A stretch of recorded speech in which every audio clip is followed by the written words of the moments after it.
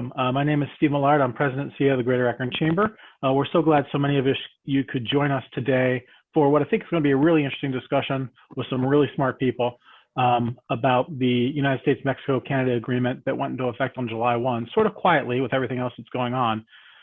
This event is hosted by the Chamber, presented by Welke Customs Brokers, and in partnership with Magnet. So we really appreciate the partnership that we've had with folks to put this on. Got a lot of great interest on this topic. And so again, I think the content and discussion will be great today. Over the last few months, we've really tried hard to continue our work as normally as possible. A lot of our conversations have been about COVID, but I'm glad to have one today that is not specifically about COVID, and to also be able to bring this kind of information to you. We've been doing a lot virtually and had some very good success with these kinds of ways of connecting with folks and being able to connect with folks that might not be able to get in the car and come down and meet in a meeting. So it's given us a little bit more reach as well. And I hope to continue to provide these kinds of educational resources to our members. One of our key regional partners, as I said earlier, is Magnet. Magnet is really focused on bringing manufacturing expertise to clients and the community in Northeast Ohio. They deal with operational excellence. They deal with automation solutions, product development, workforce innovation, product prototyping. They've got engineers, consultants, and technologists on staff to really help the manufacturers in our region. And so for many of you, if you haven't connected with Magnet, if you're not aware of their services, it's worth checking out. They focus on our smaller manufacturers and really do a great job, I think, bringing capability, expertise, and resources to them. So again, we thank the folks at Magnet for the partnership on helping to promote this event as well today. So it's now my pleasure to introduce our moderator for the discussion, Craig Turner. Craig is president of Momentum Public Affairs. He works closely with Welke Customs Brokers USA in various markets, including Northeast Ohio. He's also the president of the World Trade Center Buffalo Niagara, as well as Logistics Industry Group in Buffalo for the Buffalo Niagara International Trade Gateway Organization. And so those roles and perspectives give him a lot of time to think about, talk about, work with U.S.-Canada cross-border issues. And again, before I turn it over to Craig, I want to thank all the panelists for being here today. We really have an outstanding group with deep expertise assembled on this panel. So whether you're watching this live with us and we'll have a chance to shoot questions our direction, or you are tuning in afterwards to see the recorded version of this, I would really encourage you to reach out to these folks. They know what they're talking about, and they're bringing that expertise to all of you today to help you do an even better job with your own work cross-border. So with that, I'll turn it over to Craig. Craig Turner. Thanks, Steve, and thanks to all of you for joining us today. Thanks to our panelists. When we put a presentation together like this, it usually starts with a panelist or two, and as you start to build, we bring out some really fantastic people, and then you get more and more excited about the discussion. So glad we could have everybody. As Steve mentioned, I am president of World Trade Center Buffalo Niagara here in Western New York, and we're steeped in USMCA and US-Canada topics here on the border. We've done a lot of these panels in various markets, and find that there's great questions and just fantastic discussion. And the goal is to give you takeaways today that you can incorporate into your own organizations. USMCA, we all know it exists. It went into effect on July 1st, but if you remember back to July 1st, most companies were dealing with a lot of other things than their trade policies. They were dealing with installing PPE. They were dealing with staggered shifts. They were dealing with getting their companies back on their feet. So the agreement went into effect kind of quietly. So these educational sessions that we put together have been important to get you the information that you need to really kind of wrap your head around the agreement and what you should be doing. Our panel today is we just have some really great speakers here today, and I'm really looking forward to the conversation. We have Joe Camartin, who's the Consul General of Canada in Detroit. We have Efren Flores, who's the State of Ohio representative, Ohio Development Services Agency covering Mexico. We have Damon Piatek, who Steve mentioned is our sponsor today with Welke Customs Brokers USA. And we have Dan Uzzo, who's the practice group chair of international and regional practices at Dickinson Wright PLLC. Just some ground rules for today. We're going to use the whole time for the moderation or for the discussion. So as Steve mentioned, we're going through about 11 o'clock. We're not going to leave time at the end for Q&A. What we'll do, what we encourage you to do is go ahead and post your questions that you have right in the chat window, and we'll work them right into the conversation as we go. I'd like the panelists to do their own intros. So what we'll do is kind of kick things off by having each of you give me 90 seconds, 2 minutes on why you're sitting on this panel, where you're coming from, and what you're bringing to the USMCA conversation. And maybe we'll start, and we'll just go in the order that I kind of listed everybody. Maybe Consul General, if you'd like to start first. I've got you muted. Consul General, yeah, there you go. Okay, sorry. Thanks, Craig, for the intro and the opportunity for being here. I'm doing a number of these as Consul General from Detroit, and really do appreciate the opportunity to do the outreach. What we're finding is that when we do these, because of the need to do virtual ones, is that we're actually reaching a larger audience that we might be able to do in other circumstances. By way of background, I'm a lawyer, retired now from that profession. I was a member of Parliament for 15 years at the federal level here in Canada, representing the Windsor area. When I retired from that, I taught part-time at the University of Windsor, both in political science and in law. I've grown up in the Windsor, Essex County area. My whole life has been spent here. Large ties with the auto industry because of the dominance it has in this area. So I've had great experience with that. And as a politician, dealt with the agreements, both NAFTA, actually you can go back to the free trade agreement, then NAFTA, and now USMCA. It's been a great experience in terms of the consul itself. We're responsible for 4 states, Michigan, Ohio, Indiana, and Kentucky. I have a staff of roughly 20 people, and we do a great deal of outreach. As we heard in the introduction, we have the ability to certainly help people who are looking for business opportunities on both sides of the border. Thank you. Joe, thanks so much, and I'm very pleased too, because when I reached out to your office, I said, we said, can we have someone from your staff to participate in the webinar, and you said you would come yourself. So we appreciate your making the time and sitting with us. I mentioned World Trade Center Buffalo Niagara. We spend, we actually are a binational organization. We cross into Canada in our membership, and we ran a few of these sessions early on that were really focused on US and Canada. And then I was introduced through a colleague to Efren, and brought him onto one of these panels, and changed the nature of the conversation by making sure we really hit on the opportunities in Mexico. So Efren, if you want to chat for a minute about and introduce yourself. Thank you, Craig. Thanks. Good morning, all. It's a pleasure to be here again. Just to give you some information about our office and our background. Our company is called Global Business Partners Mexico. We're full contractors for the state of Ohio to help Ohio companies to enter the Mexican market through different services. Especially, we focus on the market research, distributor rep search, and we take them from A to C, hand by hand, to make that Ohio company successful in the Mexican market. We have been doing this for almost 22 years already, and we also represent other states, as you mentioned, Craig. Besides Ohio, we represent Michigan, Pennsylvania, Wisconsin, and New York. So I would strongly suggest, if you're thinking about Mexico, is this a service that the state provides as an export program, and I strongly suggest you to take advantage of this. So at any time, we can help you. We can answer your questions regarding any legal aspects, customs, harmonized codes, or to at least, or to help you to identify a good quality counterpart in Mexico. Thank you, Craig. Thank you, Efren. Let me introduce Dan Piatek, who's our sponsor today with Welke Customs Brokers USA. They do business in Buffalo Niagara, Northeast Ohio, Pittsburgh, New York, New Jersey, Tampa. There's probably more. Damon, go ahead. More. Yeah, so David Piatek. I'm a licensed U.S. customs broker. I've been in the logistics and international trade industry for a little over 20 years and really kind of focused on education.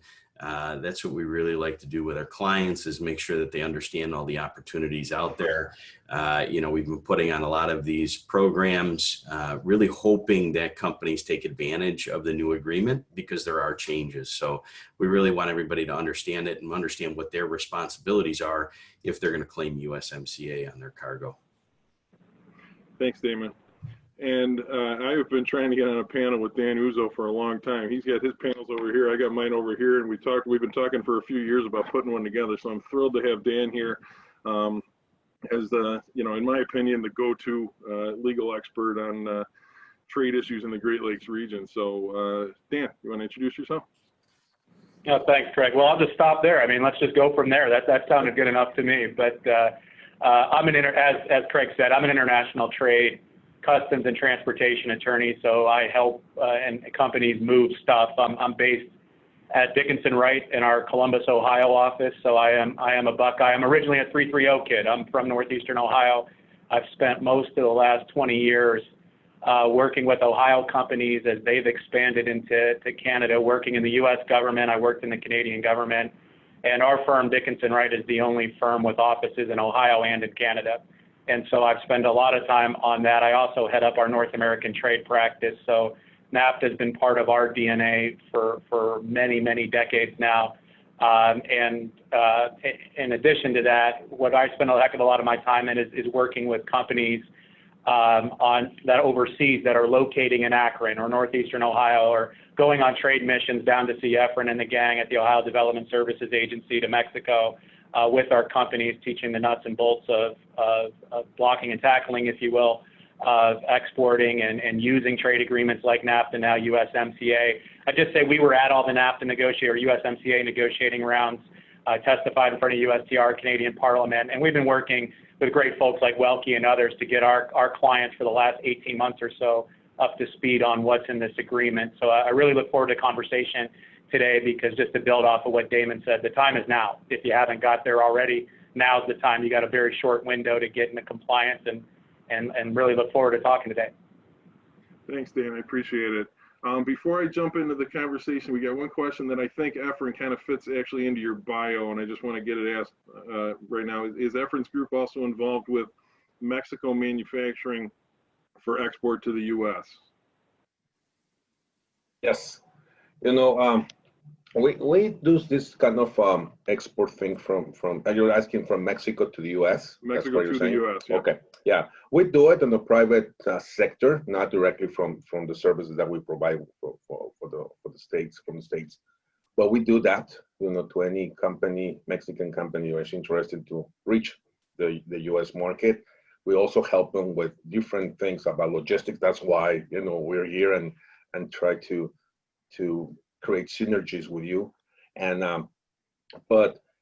what we see here in the new COVID USMCA, or I will say COVID-USMCA, is more and more companies from Mexico are trying to establish some operations in the US. At the beginning, they were more focused on exports, but now what we have seen is companies are want to acquire or merge with some companies in the US. Why? Because they don't, based on this experience, based on probably 3 years ago, they were some kind of nervous because there were a lot of changes in the political stuff in Mexico and the US. So now I will say the waters are calm now. They're looking to establish some operation, and I think they keep us exporting more, and the interaction with the supply chains, it's tremendously. And just to give an example, every single auto part across the borders 8-7 times. So the interaction of the supply chain is just huge, and you need to be present in both countries, including Canada too, because just we heard from Bombardier, sending the tail part of the plane to be assembled in Mexico, but all the harnesses and the components, they had to go through the States to do some extra work and then send it to the final product to Canada. So it is a lot of interaction now. Okay, thanks, Efren. So this discussion today, obviously over the last 2 years, there's been a lot of politics related to USMCA, related to the three countries' interactions. There's an election coming up in a couple of weeks. Our discussion today is really meant to be practical, kind of give you takeaways that you can use in your supply chain, in your operations immediately. However, talking to the panelists earlier this week, we thought it was important to at least talk about how we got here, and why that provides the context for the meat of the conversation that we want to get to. So with that, I'd like to pitch to the Consul General to kind of give us, bring us back 18 months, 2 years and lay out the timeline and kind of the purpose and your perspective on how we got to July 1st and where we are right now. Yes, Craig, I was going to go all the way back to the 60s when we had the Auto Pact between Canada and the United States, which was a big boon to the auto industry, and it was a particularly big boon for the Canadian populace because our involvement in the auto industry ballooned at that period of time. That led us eventually in the 80s to the Free Trade Agreement, which was just between Canada and the United States, which was designed particularly to reduce or eliminate tariffs on both sides of the border of product moving from Canada to the US and vice versa. And then we get to the Nafta Agreement in 1993, actually coming into force in 1994, which involved then a third country in the form of Mexico to, as Efren was just saying, to really initiate and enhance dramatically the supply chains between the three countries, which has continued to evolve right up to the present day. What became obvious, I think, through the latter part of the 90s and into the early part of this century, was that there were inadequacies, that the economy was changing, markets were changing, and the NAFTA agreement simply had not kept up to date. I always use the example of trying to imagine an agreement that was made in 1993 to deal with the digital economy. There was absolutely nothing in that time to deal with that. I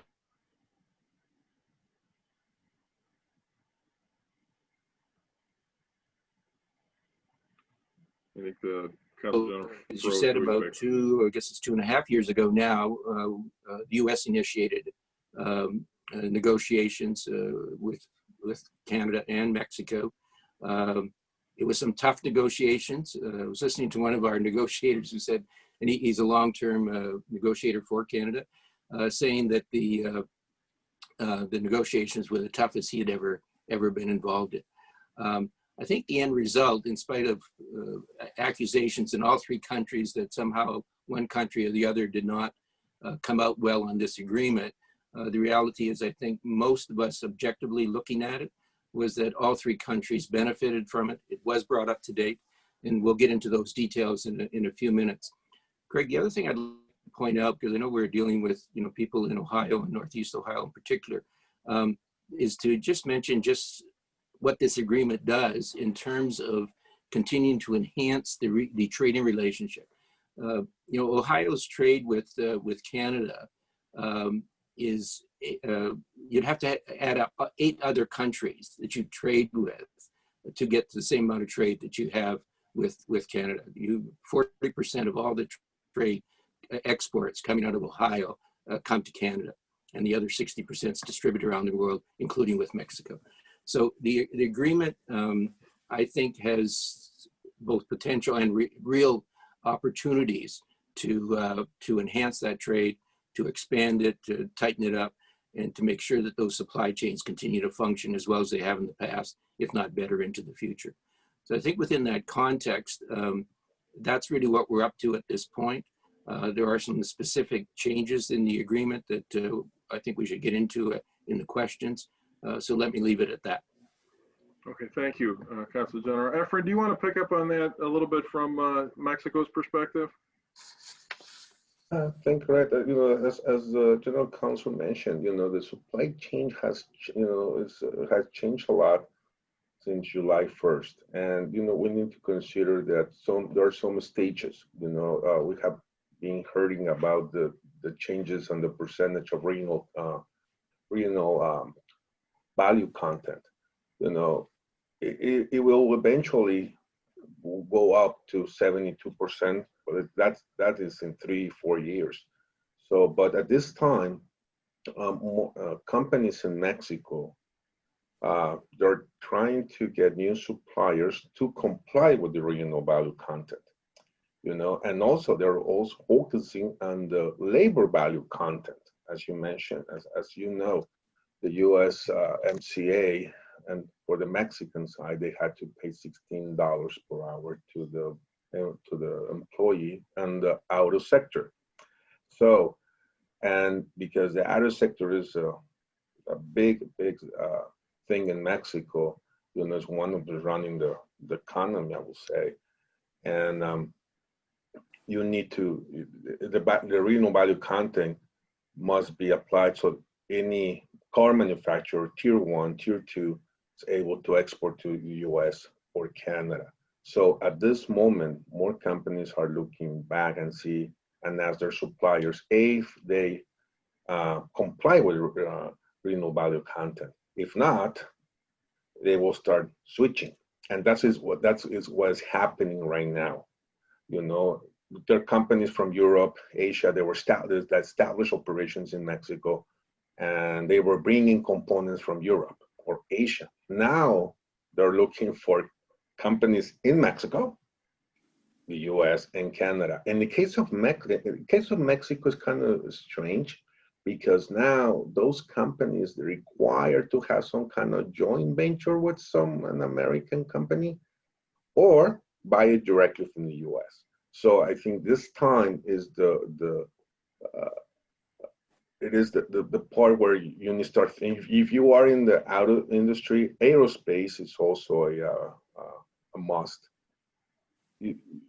And we can help you to establish some relationships with those Mexican companies, but you should consider, looking to Mexico because companies are now looking for suppliers.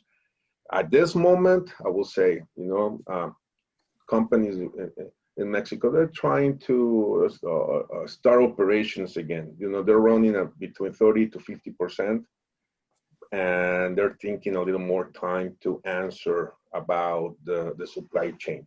But eventually, at the end of this year or the beginning of 2021, they will focus to find new suppliers in Mexico. And it is primarily for the automotive and aerospace. But, there were other sectors that also require the real value content and to comply with certain percentage of content so they cannot get advantage of the USMCA. There are some changes. That's one of the changes in the USMCA. Thanks, Efren. Dan, before I leave this question on how we got here, you mentioned you were in the negotiations. Can you just talk a little bit about how the politics happening out here on Fox News and MSNBC and Trump and Trudeau and tariffs and were affecting you while you were locked in a room trying to figure this thing out?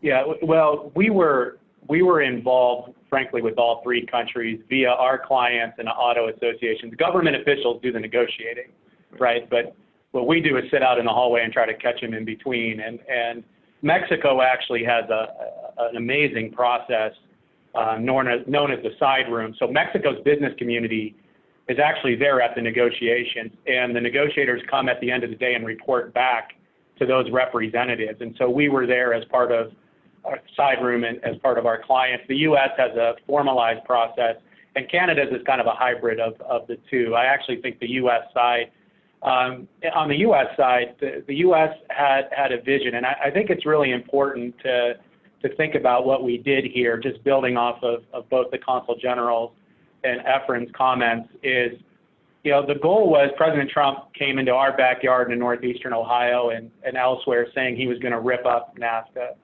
And look, we all know in our neck of the woods, and the same is true in Western New York. I'm general counsel for a company based in Niagara. It's the same thing in Western New York, Western PA, and you can go throughout the Great Lakes region. I've said for years, the consul general's heard me tell this joke too many times, but I mean it with sincerity, is that where I grew up and the 330 is, you know, NAFTA is not a four-letter word, but if you say the word NAFTA, you're going to hear a four-letter word come flying back at you.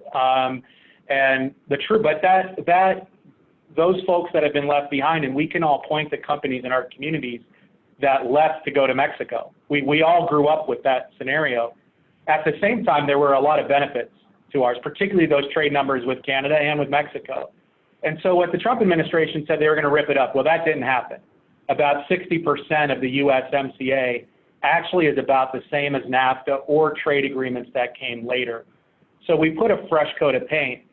But people immediately say, when you talk about media and elsewhere, well, particularly the president's opponents, this is just a rebrand.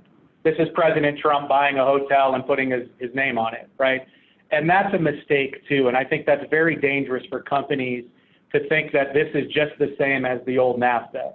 About 40% of it, and we have $1 trillion economy in North America. I'm not a math guy, but that's a lot. 40% of $1 trillion is a lot. And when you're talking about major changes to automotive, to textiles, to labor issues in Mexico, there are significant changes in here, many of which are actually very good, and we can talk about those for Northeastern Ohio. So the example that I've used or the analogy that I've used, and I'll just end here, is what we did is we renovated the NAFTA. We put on, number one, a fresh coat of paint on about, again, 60% of those. As the Consul General stated, this agreement was getting old, and nobody wanted to touch it. It was fun to make NAFTA a punching bag, and Republicans and Democrats did that, but nobody actually wanted to touch it and upgrade it. And so the good news is, for companies, particularly in polymers, chemicals, plastics, coatings, there's a lot of good news in USMCA. And guess what? That's what we make in Northeastern Ohio, right? We're the polymer hub of the world. And so there's good news just by companies that are going through the agreement. Secondly, we upgraded the fixtures and appliances, staying with that renovation metaphor. And the Consul General mentioned, now we put a digital chapter in. You know, Al Gore hadn't invented the internet when we did US NAFTA the first time around in '94. But now with the tech community, we actually have a digital chapter now that is state of the art.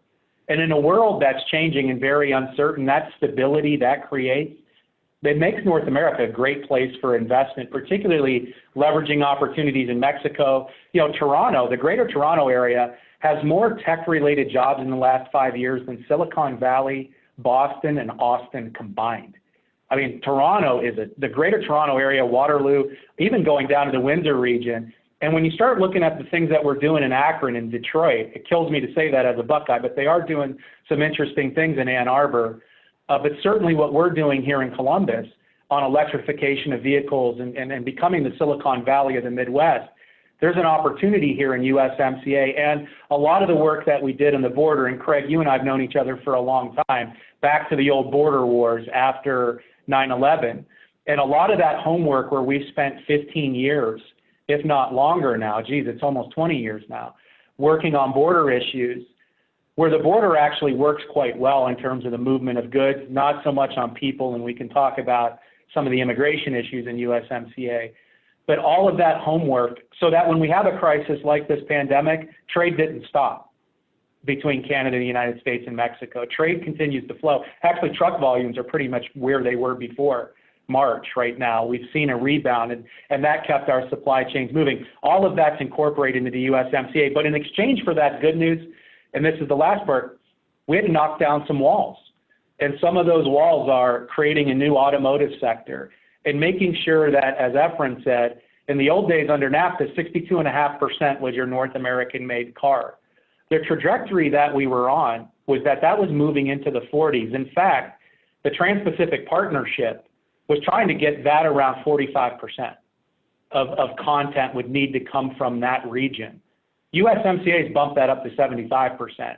And basically what that is we're not letting stuff from China come in to the North American automotive sector. And there's steel requirements, there's labor issues, and we can talk about all this. But those are disruptive changes. There's new labor rules in Mexico, again, that we can talk about. But that's the trade-off. When you talk about at the end of the day, what did we do? The business community got some wins on those first two areas. And then, in exchange for that, we had to agree to some things that the Trump administration and Democrats on the Hill wanted. And the fact is, this trade agreement sailed through Congress with Republican and Democrat votes. But is it a pure trade deal? It's certainly not in the model of NAFTA and the trade deals that came after, because those were pretty much all pro-business, right? This is a balancing act. And in my view, and I think Damon would agree with this and elsewhere, that this is what trade agreements are going to look like going forward. So, and we have now stability in North America that the rest of the world doesn't. And so to me, that's the big win, is that right now we know the rules of the game. Now we just have to use it. And so with that, I'll kind of end there and we can talk about specifics, but I know Damon may have some comments as well. Thanks, Dan. Before I pitch to Damon, a couple questions in the chat and in the Q&A about contact information. Yes, we can make everybody's contact information available after. Damon, let me pitch to you if you have any comments on the other topic about how we got here. But I also want to pick up on Dan's renovation metaphor and maybe start to dig into the agreement and say what are really some differences, from your perspective in the customs and compliance world between NAFTA and the new agreement. Sure. Dan, you brought up a great point that USMCA is going to be the new model of what trade agreements look like.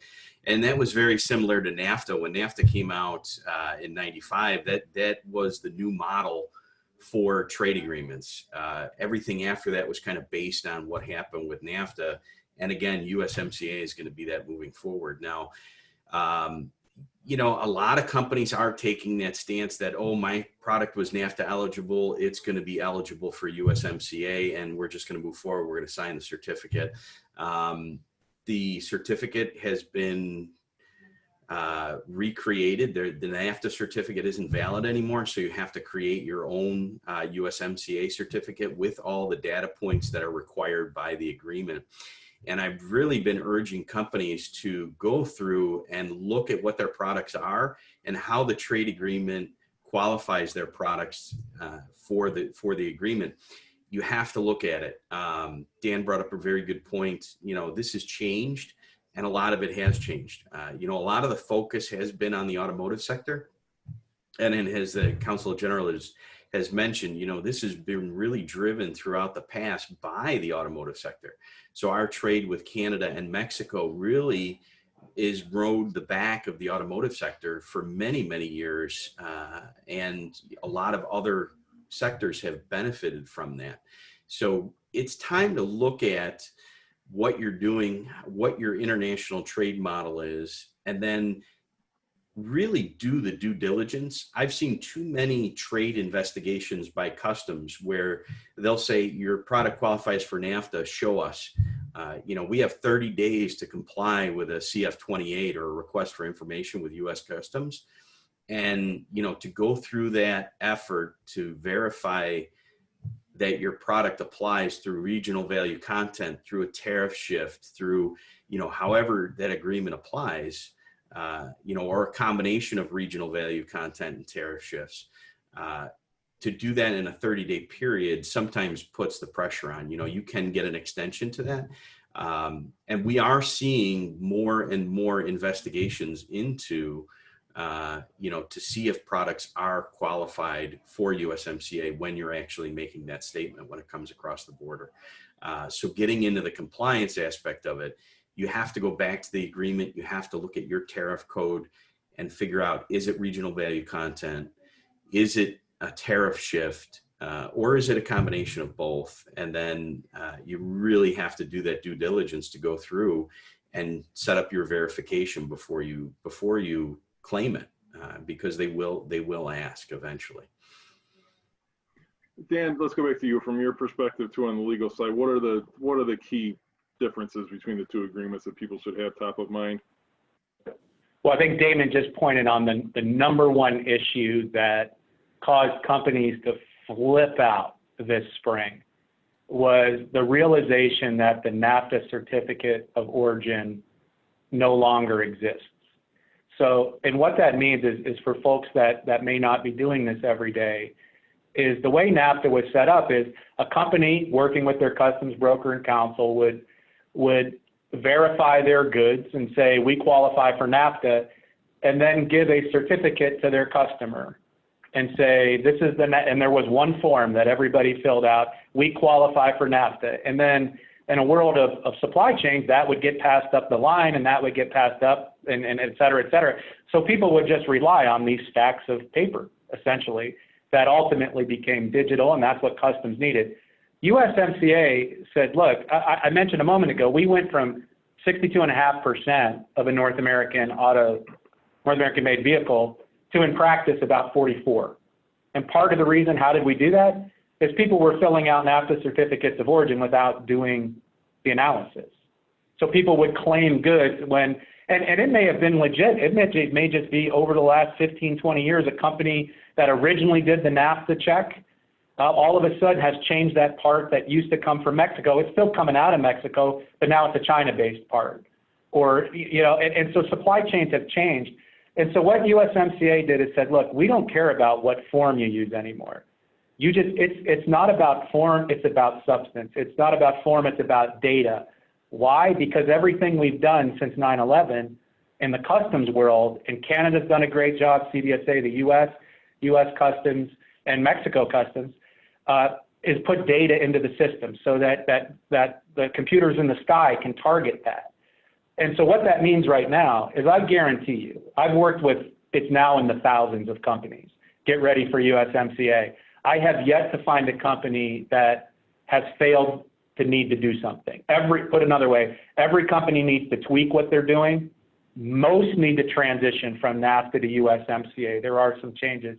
And some, particularly in the auto sector, need to transform what they're doing. And then when you layer on USMCA with China tariffs and other types, there's just a whole network.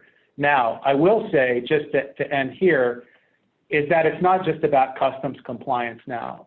There are changes to intellectual property rules, which are positive, but for companies that have trademarks, patents, copyrights in Canada and Mexico, those timelines are changed now in USMCA, because we're looking to try to align the three. So there are some things you need to look at in your intellectual property portfolio as well.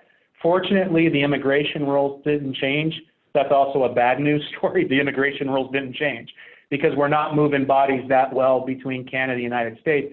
The win was the U.S. had talked about getting rid of NAFTA visas or TN visas.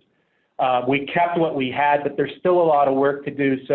But there's opportunities to look at what you're doing in terms of movement of people. So now it's a critically important time to dig into what you're doing with NAFTA, and I would assume that the others on the call would agree with this. This is also a really good time to take a look at your entire customs compliance program. I shared this on a call that the Consul General was on yesterday with state and provincial legislators, and I said the one thing that we do is that when customs come in, and Damon mentioned the knock on the door from USCBP, the first thing they ask you for is, can we see your customs compliance manual and can we see your org chart of who's in charge with customs? And if your company can't answer that, you're starting way behind the line on when you get audited. So now's a good time with everything that's been going on in the world to say, where are we? And that's I understand from a company's perspective, that's so hard, right? Because it's tough to get management to agree and put a priority on customs compliance, right? But now's the time to do it because the penalties are draconian. I'll just say one thing we forgot to mention, and I apologize for this. The agreement came into force on July 1. We are in kind of a non-enforcement period until January 1. So USCBP and Canadian Customs and Mexican Customs are not enforcing the agreement.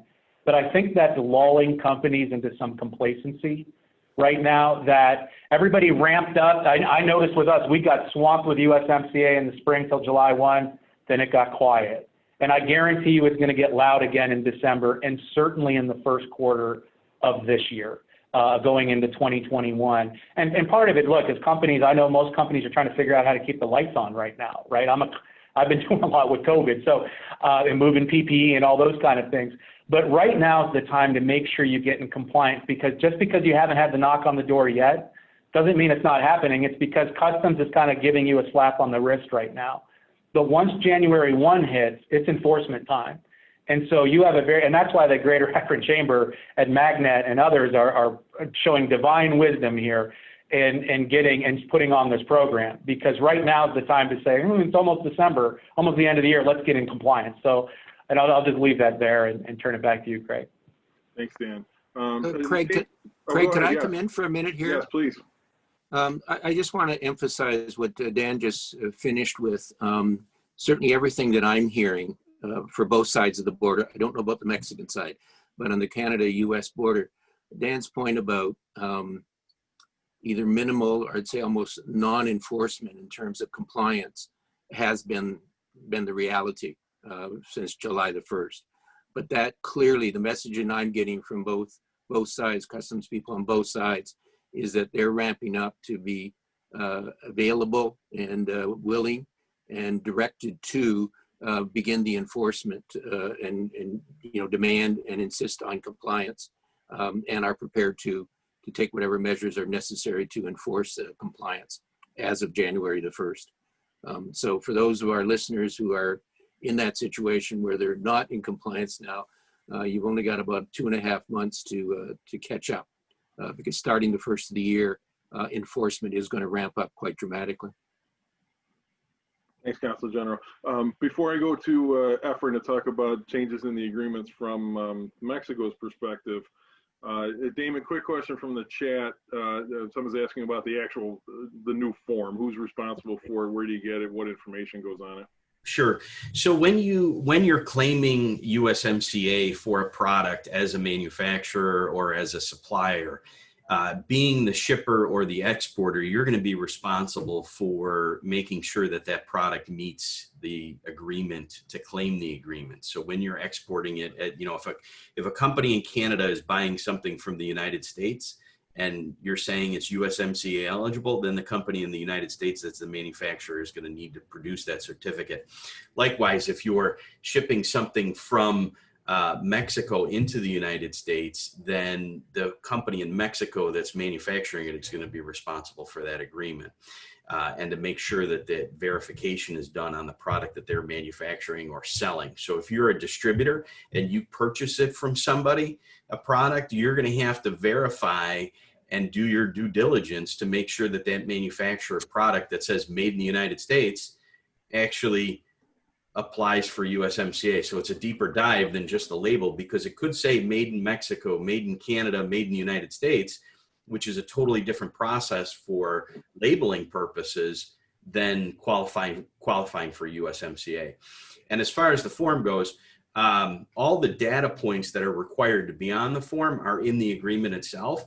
But what we've done is we've put together a form which we'll make available through the chamber that you can use. It has all the data points on it, and then you'll be able to see that it's very similar. We put it in a kind of a similar format to the NAFTA form, but you still have to do that verification. And as Dan has said, it's time now to take a look at your compliance program and really, really step it up a notch. And I'm going to say it again, the number one mitigating factor for any investigation with U.S. Customs is a manual. It's an import manual, an export manual, and they even say that on their due diligence information out there. If you don't have that manual, you're going to be at a loss to begin with. So you're going to be a step behind. Thanks, Damon. Efren, let's continue on that question. From the perspective of Ohio-Mexico trade, what are the changes in the USMCA from NAFTA that should be top of mind for people? As I mentioned, Craig, most of the changes what I have seen, it's on the automotive, but the general changes are from 22 chapters to 34 chapters. Now the USMCA has a chapter especially for label norms, environmental norms, biopharma, especially for intellectual property. There was one chapter very specific for economic impulse, which helps small, medium-sized companies to get more involved in international business. The Sunset Clause, probably you have heard about it. then which means that to a certain point, this free trade agreement can be renegotiated or terminated. And the one that I really want to emphasize is the third-party free trade agreement, which, when I started reading it, it's like, okay, this part or this change mainly to prevent other countries, especially from Asia, to sign agreements with Mexico, the US, or Canada. So, from my personal view, I think it's a nice move because, the idea of USMCA is to make the region stronger and beneficial for the third parties. So that's one part that I really liked. In the case of e-commerce, as the General Counsel mentioned, back in 1993, 1994, internet or online sales were not even in our minds. So now e-commerce is a big part of this free trade agreement. But I think the most changes for Mexico is the automotive and also the rules of origin, the regional value content, the labor value content. So, and going back to the supply chain and rules of origin, I have seen now more and more questions from a U.S. company saying one was the form, that was number one, at the beginning. Hey, what kind of form do I choose? Well, I already explained that. It's very simple. You can use any kind of format, just including the information is required by the USMCA. But if you are in the automotive sector, one of the things you need to consider is the real value content base of the product you make. Okay, because now they're separated from the essential, the must, and there was another part of the auto part, for example. So they're now divided in different things. It's the main part, the essential, and complementary. And based on that, it's let's say, for example, complementary parts may comply with the change of classification, for example, which was also part of the NAFTA, and the real value content is almost 65%, and it will go up to 65% until July 1st of 2023. Right now, it's 62%, but that's for complementary parts.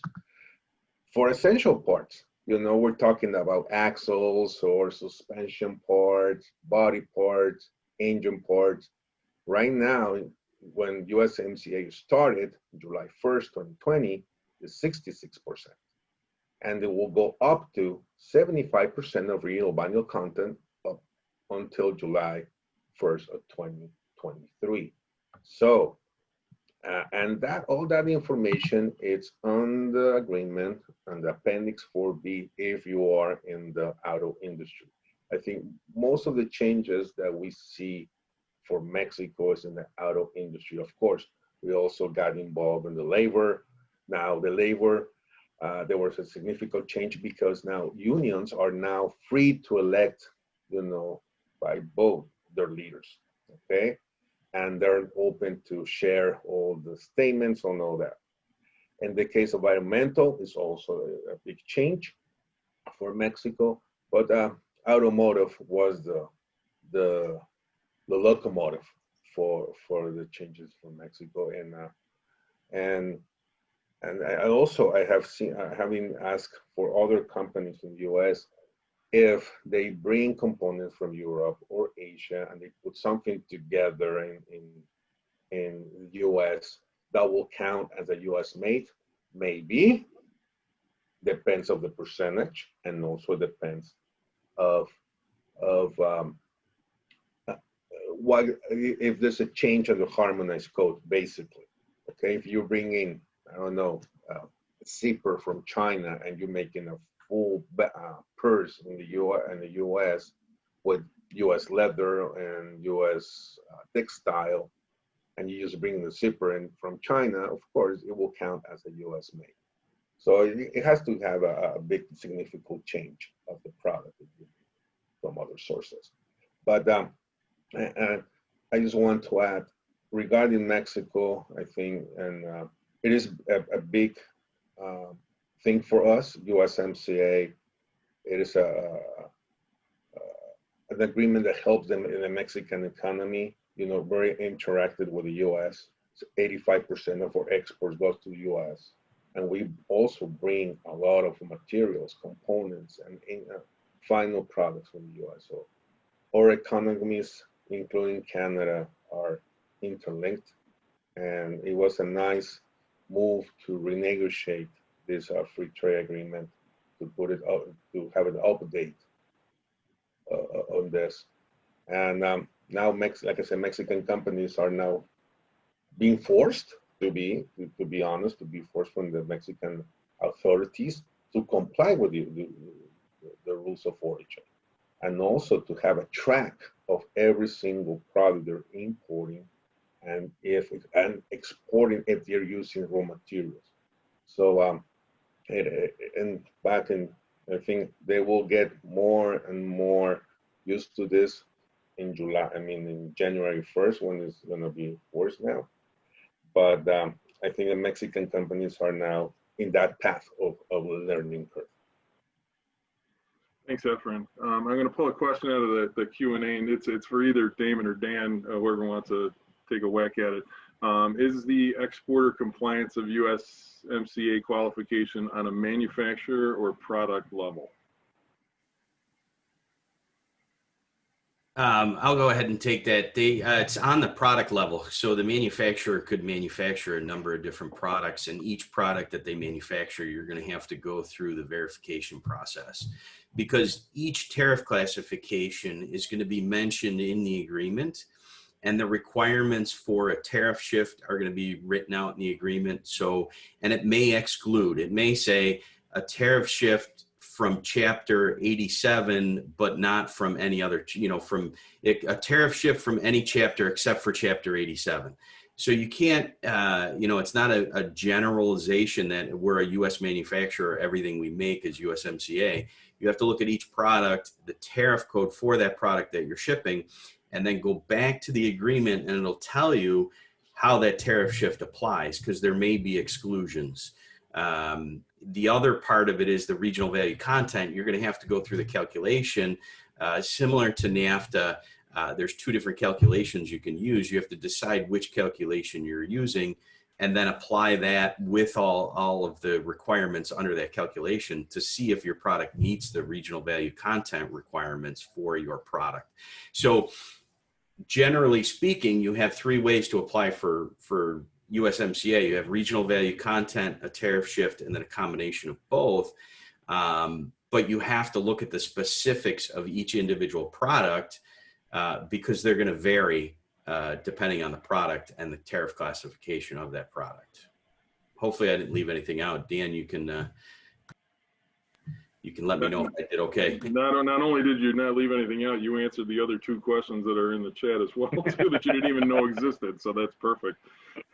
I will tell everyone here that with this panel, if you want to learn about topics in depth and become experts on them, learn how to moderate panels, because you get access to these people that know all the pieces of the puzzle. So, Dan, did you want to weigh in on that one before I go on to the next question?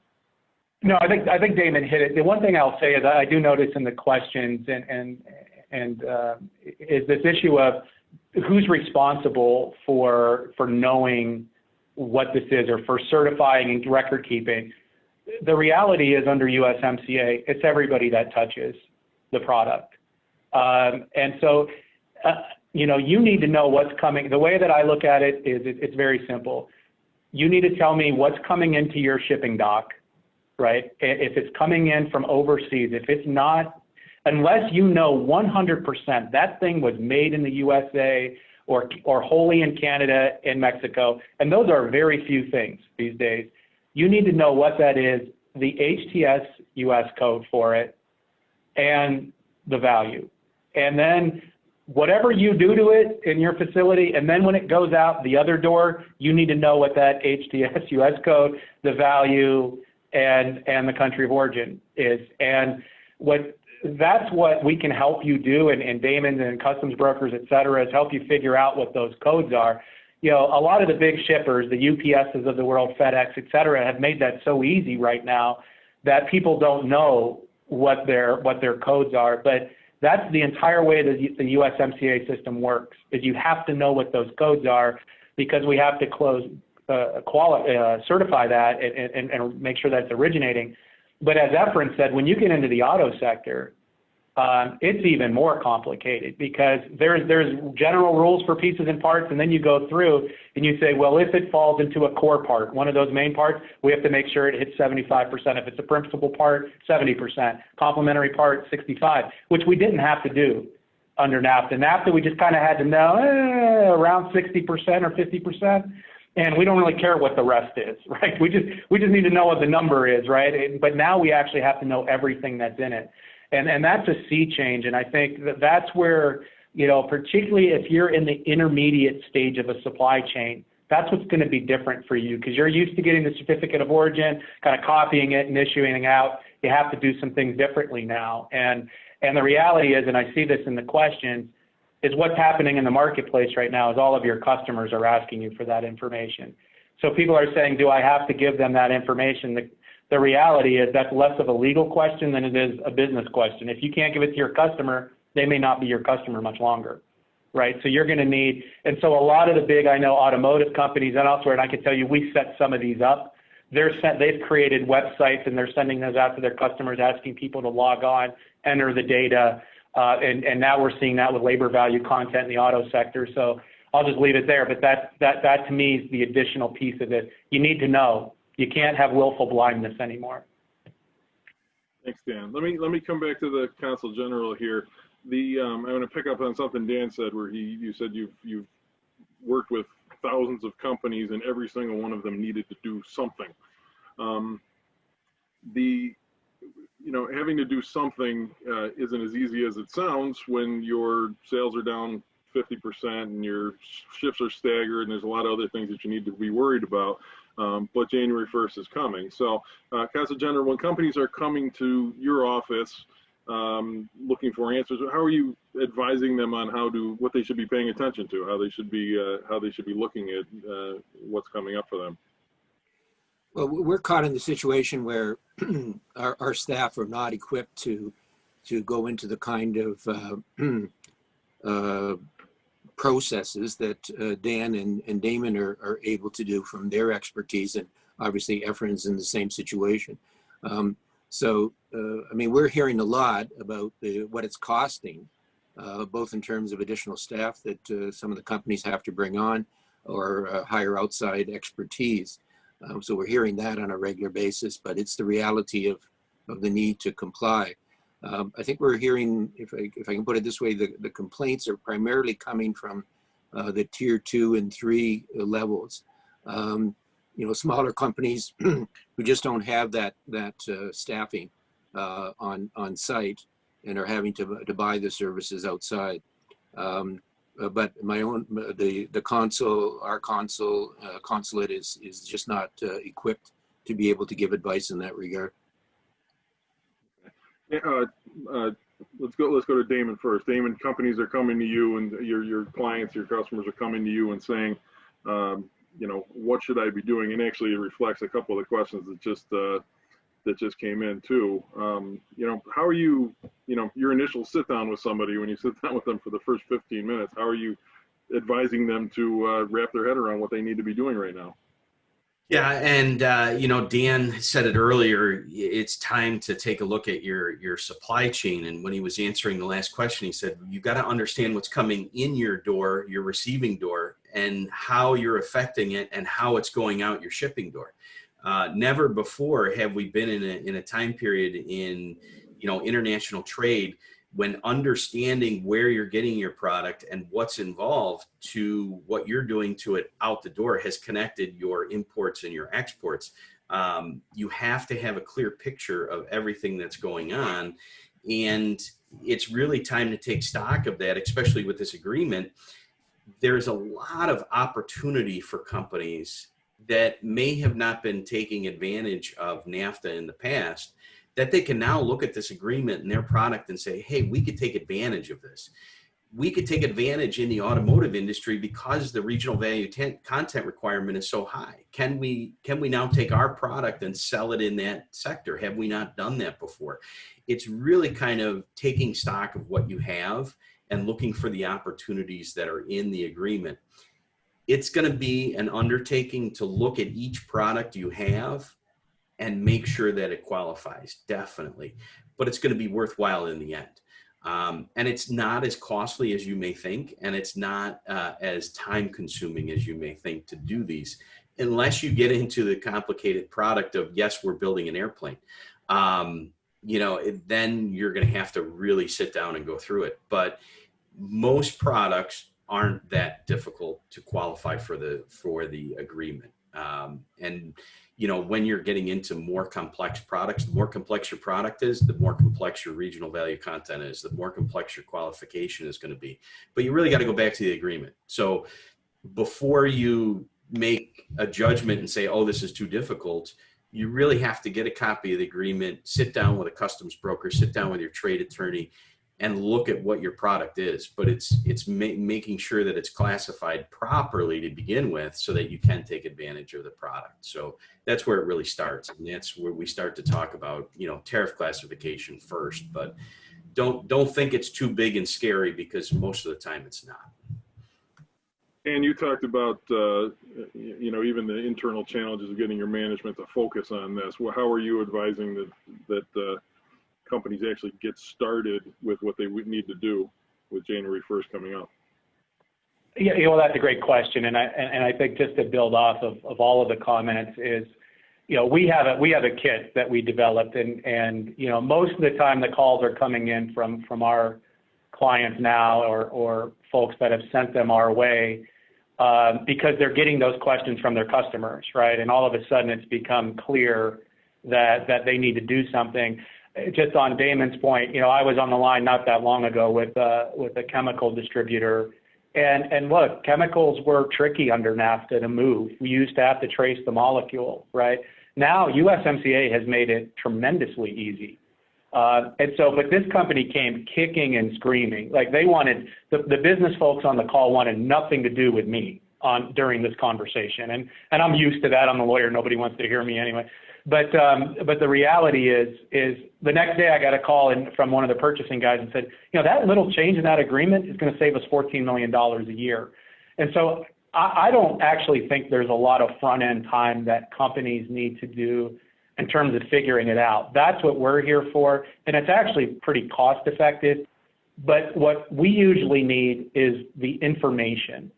What's critical for the companies is to sit down before you talk to a broker or your trade lawyer or whatever and say, how are we using NAFTA today? And pull those old certificates of origin, pull your bill of materials for those products and see. But what I usually would encounter is a company saying, yeah, we've been bringing that in from Mexico for 20 years. Okay, well, where's it from?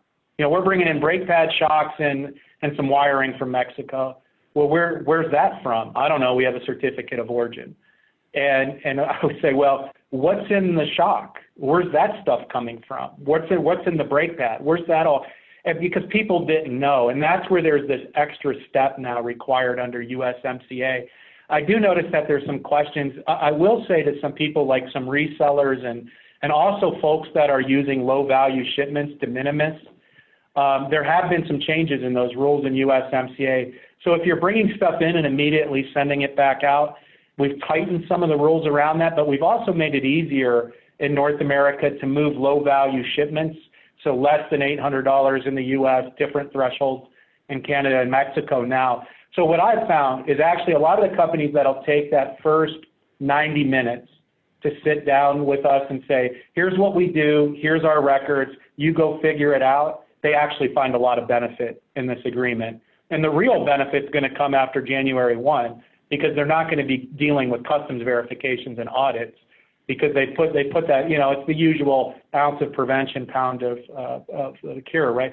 But and that's where we are right now. And so I'll stop there. I did want to come back, though, at some point to talk about some of the issues that are positive for Northeastern Ohio on what's going on in Mexico with labor, but I'll park that for a minute, and if others want to comment. Thanks, Dan. That's actually gonna fall under my next question. But I want to ask one more. I don't know if everybody can see the Q&A, but Linda's question is going to get Damon all riled up.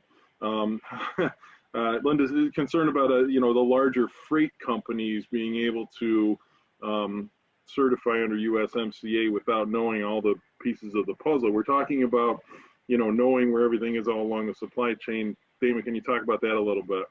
Yeah, so just a little insight on what your customs broker is and kind of where, making a good choice on that. There's different types of customs brokers out there. And in the industry, we've had kind of a history of small customs brokers, and then they got bought up by small package companies and kind of conglomerated together into these large entities that are transactional based customs brokers.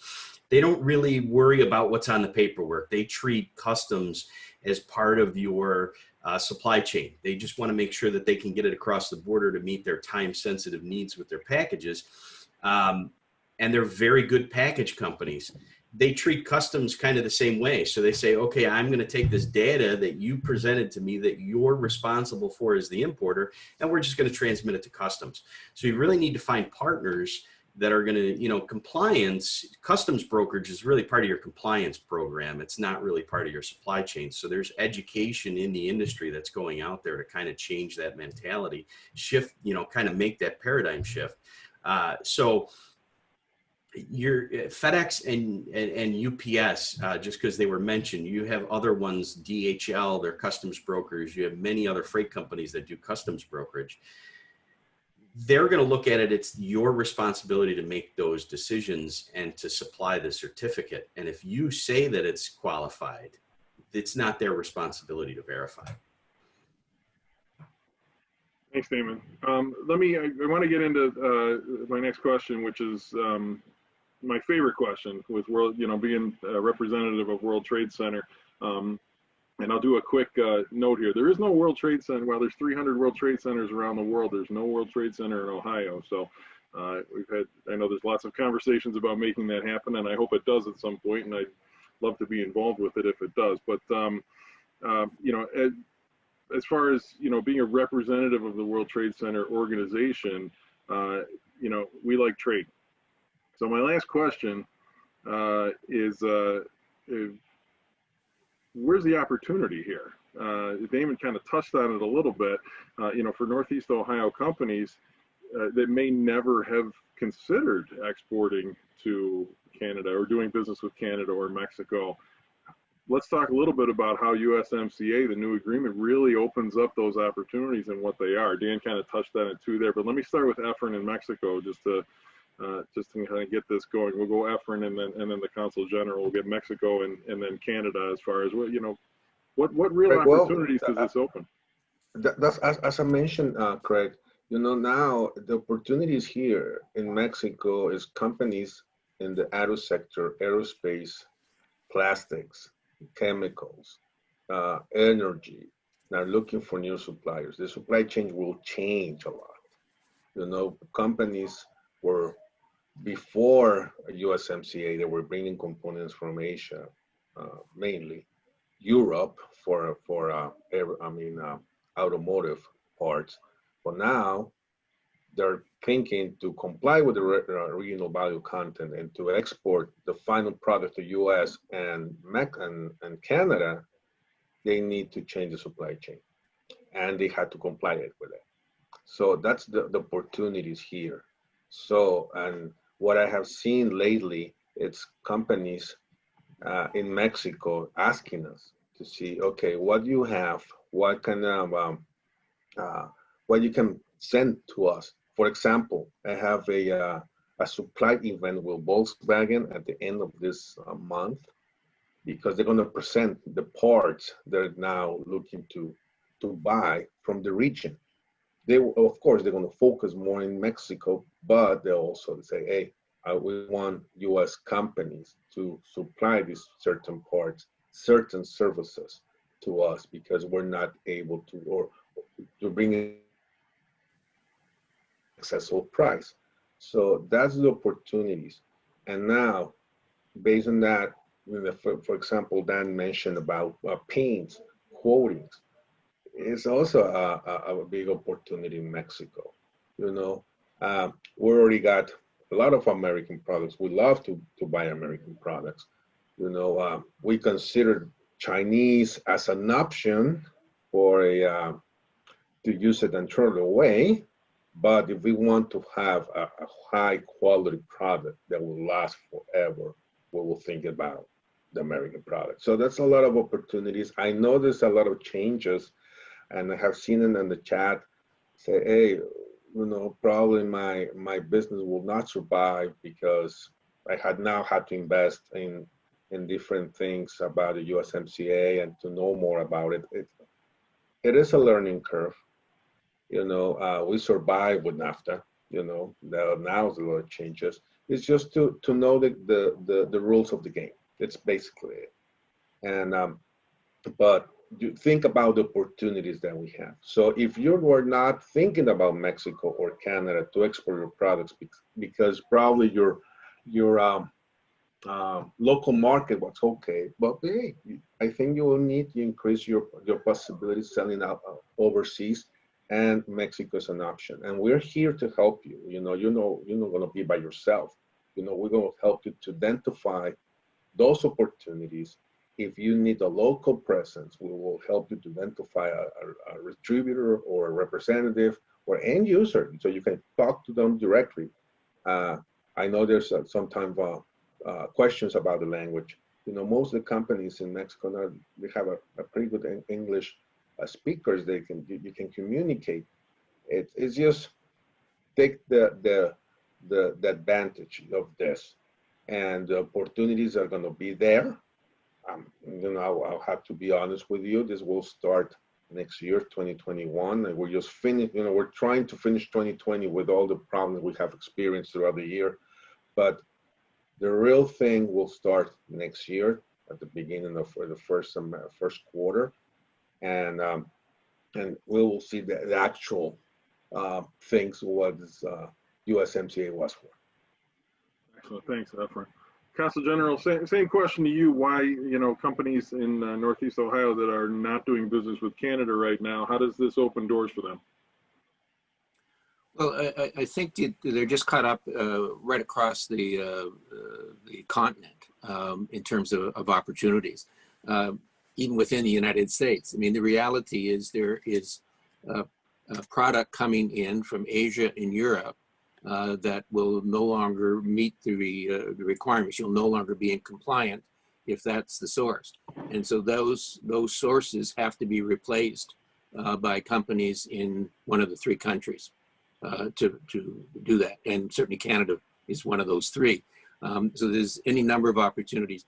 I think in terms of in terms of the mandatory requirements for steel and aluminum in the vehicles, both of those those sectors are going to grow inevitably in North America. And people who are supplying those parts will have opportunity to expand their businesses or maybe take on new product lines because they can access that product in Canada, United States, or Mexico. So those opportunities are there, and they apply to all three of the countries. I think, and I recognize we're getting short on time, but Craig, the other point that I want to make is that, which I think is unique to Canada amongst the three countries, is the other trade agreements that Canada has with both Europe and Asia. We have a market in terms of consumers of 1.5 billion that neither Mexico nor the United States can access tariff-free or at least favorable tariffs if there are any. And we've already seen this begin to happen as we entered into those agreements, where companies have partnered up with, US companies have partnered up with Canadian companies because they have access, because of the trade, the USMCA and Usmca, TIMEX, they have access to the Canadian market. They partner up with Canadian companies. They do value added to their product, and then that product then can be exported either tariff-free or very low tariffs to both Asia and Europe. So it's an opportunity, and I'm aware of companies that have already taken advantage of this, but it's one that is there, and one that I think is unique somewhat to Canada of the three countries. I learned a fact recently, and you can confirm this if I'm right, that Canada has more free trade agreements than any country on the planet. Is that That's true? right. No, we've got 51 different countries that we have free trade agreements with now. But I think the two major ones, the ones with the CETA with Europe and the TPP with Asia, are really crucial. It'll be interesting to see, coming out of the after the election, whether the U.S. will be moving to expand their trade agreements with Europe and Asia as well. Sure. Yeah. Thank you, Consul General. Dan, you wanted to talk a little bit about Mexico before we got to this question. Your thoughts on Mexico and Canada as far as why USMCA opens up opportunities? No, well, I think that it's a perfect question for the topic, and I would agree wholeheartedly, particularly with the last point, in the sense of what the Consul General stated. The Canadian negotiators were brilliant, as were the Mexican negotiators, that they were able to link up the rules in USMCA with some of their existing rules in the CETA, which is Canada's deal with the European Union, and some of the TPP rules, not automotive for the reasons I mentioned earlier. But what it creates is for companies in Ohio that will then export to Canada, those products can then go to Europe and Asia along the lines of what the Consul General said with relative ease. In the same way for European countries and Asian countries to come into Canada, do some transformative activity there and come in and create these suppliers to Northeastern Ohio companies. And that's a great opportunity when we can really get creative in stitching those agreements together in a world where the rest of the supply chains are completely unstable at this point. I do take issue with some of the comments that are coming in, and I'd respectfully disagree, saying that this is too complicated. I mean, I realize that this sounds complicated. It's actually not. What this agreement does is it creates some competitive advantages, as Efren and the Consul General said, for companies based in North America. If you can get into these rules, you're going to have an advantage, because guess what? If you were a small business that was facing competition from China in particular already, you were already against the 8 ball. And so now we've actually created an environment to help you thrive if you put some front end time on it. And I think that that'll come in. I mean, I understand the challenges facing small business probably as well as anybody. But I can tell you that the companies are seeing benefit. That's been one of the great things over the last 18 months, is working with companies and they're winning. Two real quick points, mindful of the time.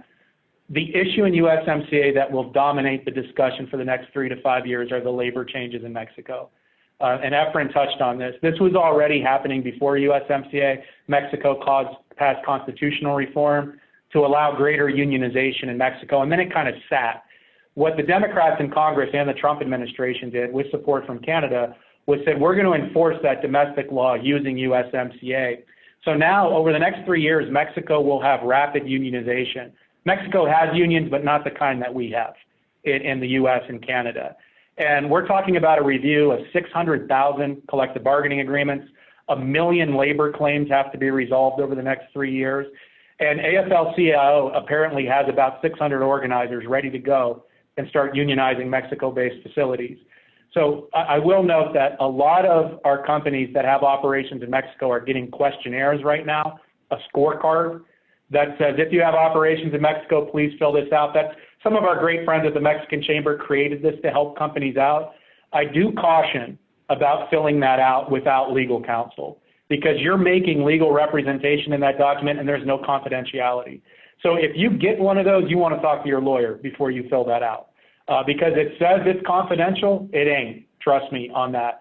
And so just keep that in mind. And I think what we can see is if we're putting barriers up to goods from Asia, and we're increasing labor and unionization in Mexico, where a lot of that product from Asia will likely go to Mexico, and we're raising labor standards there, that makes North America more competitive at the end of the day. And that's the wisdom behind the $16 an hour rule for automotive. The USMCA requires, as Efren said, 40% of passenger vehicles and light trucks to be made with labor $16 an hour or higher, 45% for heavy trucks. That doesn't mean the minimum wage in Mexico is $16 an hour. That just means when the folks at GM or pick your car company are sitting there planning their next vehicle, They need to figure out that 40% of that needs to come from $16 an hour jurisdictions, which are largely in the US and Canada. That means all the tooling, molding companies, et cetera. Those big assembly plants aren't coming back from Mexico, but the rest of the supply chain that was leaving northeastern Ohio or Windsor or places like that going down to Mexico has stopped. It's completely stopped because we know that the suppliers are going to need that $16 an hour limit. So that should be good news for the small and medium-sized suppliers to the auto industry, that you'll be competitive by staying where you are for the time being until we see how this plays out. And the proof of that was when Usmca came out, the economic development agencies in Mexico, pro-Mexico, which no longer exists, but was actually doing a great job of recruiting Ohio and companies to come down to Mexico. They got out of the auto business. They just stopped recruiting auto companies at that point and switched gears to more technology-driven and elsewhere. Now, AMLO ultimately disbanded that, but it's just evidence that that supply chain has some advantages by staying in northeastern Ohio. And I think working with Magnet and the Greater Akron Chamber are great examples of how to do that. And I don't know, Damon, if you have any thoughts on how this all plays out.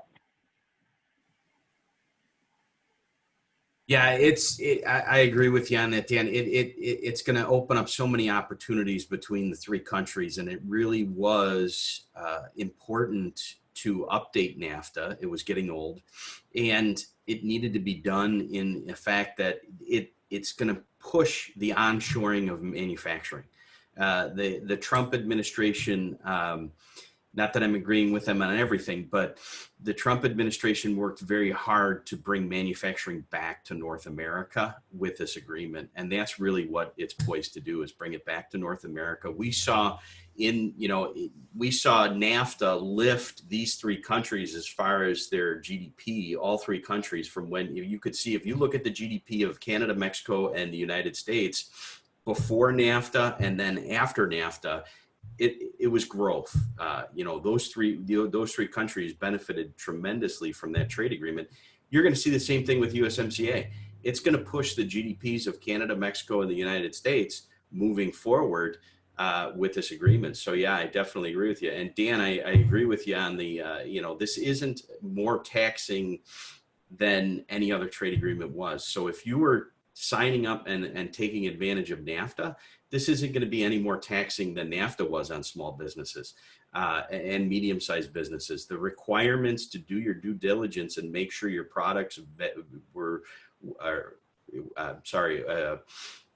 qualified for NAFTA, it's the same process. You're going to have to do the same process for USMCA. So if you weren't doing it for NAFTA, you could have gotten in trouble. If you're not doing it for USMCA, it's the same thing. You're going to get in trouble eventually. So, and we've moved into a time with US Customs especially, where they're centralizing all their data. And, Canada was way far ahead of us on centralizing their customs data. We're doing that now in the United States, where US Customs is now not in silos between ports. They're going through the centers of excellence and they're sharing all the data. So it's more prevalent that you're going to see investigations and requests for information. So we're looking forward to, the expansion of the GDP with this agreement. And Craig, one of the advantages that we have in northeastern Ohio, with all due respect to our friends from east on I-90 and maybe to our friends up on I-75, is we have an unbelievable basis of trade expertise in when you look at that. And it's true in Buffalo, it's true in Detroit as well. But growing up there and being raised there, I didn't realize how lucky we were. We have 20 offices at Dickinson Wright, 500 lawyers located throughout the US and Canada. And it amazes me in certain markets how they don't have what we have in northeastern Ohio in terms of the US commercial service, which provides wonderful resources. We got the Canadian consulates there that provide trade commissioner service. We got Ohio Development Services Agency with people like Efren and Tom Bainbridge and the entire team, and our small business development centers in Akron and Cleveland State and elsewhere. And then you throw that into what the Greater Akron Chamber and Magnet are doing. You almost can't roll out of bed in northeastern Ohio without bumping into an international trade event, when most communities are killing for that. They just don't have this expertise. So it's kind of incumbent on companies to reach out and touch somebody in a permissible way, and then that in a socially distanced way, and then that'll come back and I think pay dividends. And that's an advantage that frankly many communities don't have, to take advantage of this. And I just encourage folks to plug into that. Agreed, Dan. We notice that especially as you get further and further away from the border, it becomes less and less a focus. To your point earlier, both of your point about is the process more complicated? I just want to encourage everyone when we share the contact information to lean on Dan and Damon, and the consulate and Efren. They're what they do on a daily basis is decomplicate this stuff. So it's important that you take advantage of the resources that are there, rather than trying to figure things out yourself, because you're gonna either fall out of compliance, or you're gonna actually leave money on the table. So we've got just a couple minutes left. What I want to do is just go through each panelist and give me your final takeaway thought, and we'll go in the reverse order that we did the intro. So Dan, just one more thought for everybody as we send them on their way and back to their day. This guy's already talked too much. I just say thank you to everybody and great organizing. But just on the point, people are always afraid to call a broker or lawyer because they think the meter's running. That's not how we do USMCA. Actually, we sit down with you, have that consultation, and get rolling. Our goal is to get you up and trading.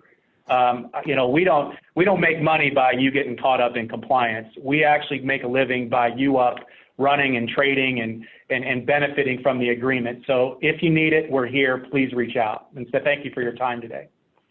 Thanks, Dan. Damon? Very similar to what Dan said. Take the first steps, get to understand the agreement. The meter isn't running. That's, we process entries. That's where we make our money. We don't make a ton of money on consulting fees. So, give us a call, see what questions we can answer, but take advantage of an agreement that's new, and really look at it. Take some time to just understand how you fit into the agreement and what new opportunities there are for you out there. Thanks, Damon. Efren, just before you give your final thought, just Ed asked the question about establishing a manufacturing facility in Mexico. Rather than answer that here, I'm just going to encourage Ed, if you want to just email Efren offline when you get the contact information. I'm sure he can dig in a lot more detail with you. Efren, final thought? Yeah, thank you, Craig. Well, as I mentioned, I think you need to get advantage of USMCA, the opportunities they're going to open next year, and use us. Use the service that the state provides. Use in our office in Mexico. As I mentioned, we can help you to identify distributors, reps, end users. Use us as an extension of your sales office. So that's what we want. That's why I'm here. To encourage you to explore that possibility to go overseas. And if you are already selling to Mexico, or we can help you to expand it. And also, the state of Ohio has an office in Canada. Will do the same thing that we do in Mexico. So if we can help you from the customs, legal, to find the clients, which is our core business, and it's not a matter of how much it's going to charge, going to cost us. It's a service that the state provides to a certain point. So if you don't use it, someone else or your competition will do. So, hey, this is I don't see a disadvantage. Okay, it's just, and going back to the USMCA, it's just a learning curve. It's just to know the rules of the game. But think of beyond that. You're going to another place to sell your products, where you will have a lot of opportunities. And think about Mexico and Canada. So we're here, here to help you. We have staff. We have our counterparts in Ohio who can help you to start the process to go. And so I hope to see you, hopefully to see you soon in Mexico right after this chaotic 2020. And we're here to help you to increase your sales. Thanks again, Craig. Thanks, Efren. And Consul General, final word? Well, first, thank you for putting this on, Craig, for moderating it, but the Chamber for taking the opportunity that I think this allows with the agreement coming into effect. I think just taking an overview of it, you know, when people are looking at the agreement, there's a spirit in that agreement of collaboration between the three countries. And that spills over into those offices and on the plant floor on an ongoing basis. And there are real opportunities. The consulate is there. You know, as I talked earlier about these, you know, we can act as an intervener to put people together, companies on one side of the border and on the other. So we're available. We've got really good trade commissioners in that regard, lots of contacts on both sides of the border to facilitate that.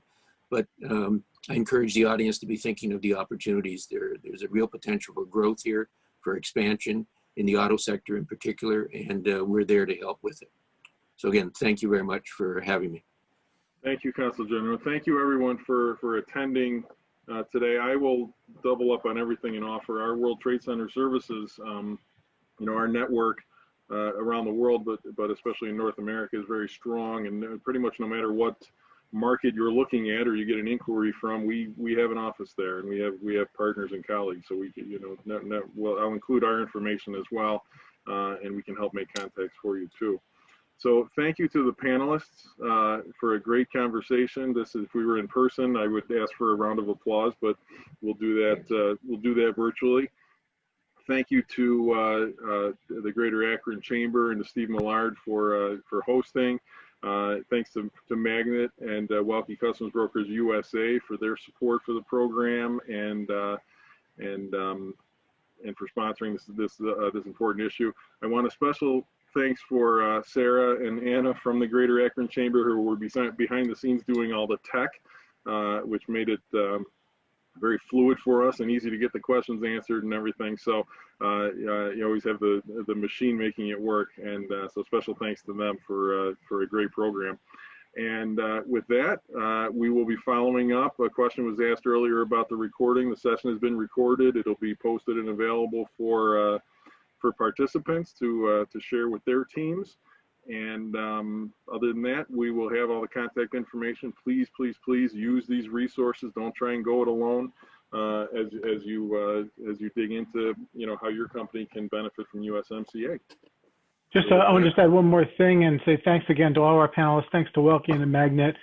Craig, great job moderating the discussion. As I said, great expertise on the panel. Just a couple of reminders. We have our Leadership Dialogue series for the Greater Akron Chamber. On Friday, we have a session on the future of work and workforce post-COVID-19. Some great speakers there, including Ramona Hood from FedEx Customer Critical, Reggie Johnson from Signet Jewelers, and we have a PhD doc from Steelcase talking about the future of work. So that might be interesting as well. And we have two other sessions on population health and an economic outlook later in the month. Check out our website at greaterakronchamber.org for some of those events. They're free. They're available. They're just part of our way of bringing information to you. Thanks again, everybody, and we hope you have a fantastic rest of your week. Take care. Thanks.